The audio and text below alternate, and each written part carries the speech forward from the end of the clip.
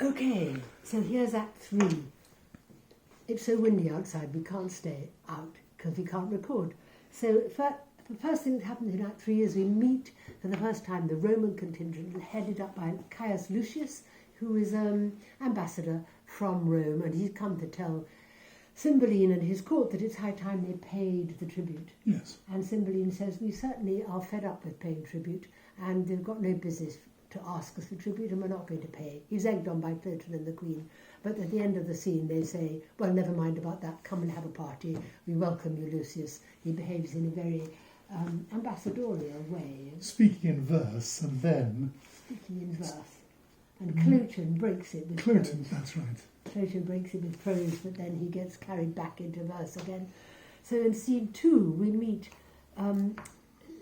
Imogen, who meanwhile has been given from Pisanio a letter that Posthumus has sent. Posthumus has sent 2 letters to Pisanio. One is for Imogen, saying, I love you so much. Why don't you come to Milford Haven? Because I am in Milford Haven, in fact, with the Romans. So why come on down? And she says, oh, for a horse with wings! And she can't wait to get to Wales. And she says, how should Wales be so happy as to have such a haven as this Milford? And off they go.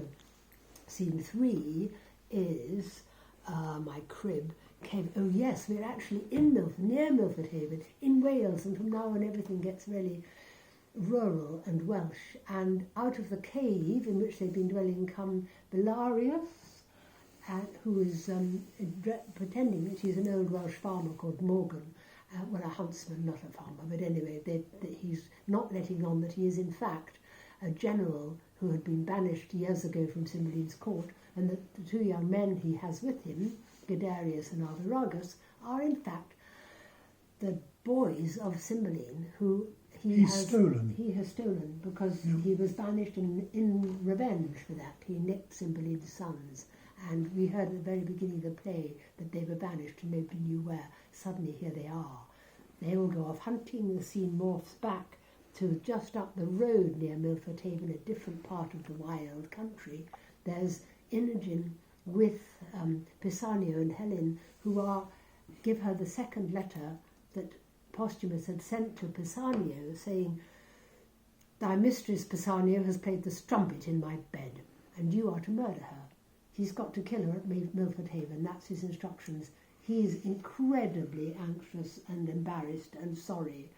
And in fact, they've come with a plan. Imogen is totally thrown and says, go on, kill me then. I don't care. Posthumus doesn't love me anymore. You can kill me. And he says, hang on, because actually we've got a plan. We think that if you dress up as a boy, Lucius the Roman will be coming to Milford Haven tomorrow, and he might engage you as a page, and then you could go back with him to Italy and maybe meet up with Posthumus and sort this all out, because clearly there's some huge, humongous mistake. So then, that's the end of that scene, and she agrees that she will dress up as a boy, and we morph back to Llysdinam, where we find Lucius bidding his farewells, and indeed on his way down via Milford Haven to get back to Rome with the sorry news that Cymbeline is not going to pay tribute, and that from henceforth Augustus Caesar will be his enemy.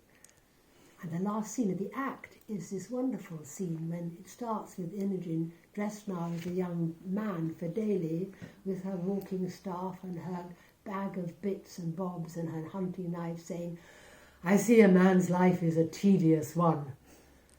And then she's starving, so she sees this cave. She says, is anybody there? Nobody seems to be there, so she goes in to see if she can find anything to eat. And while she's in there eating, the boys come back from hunting.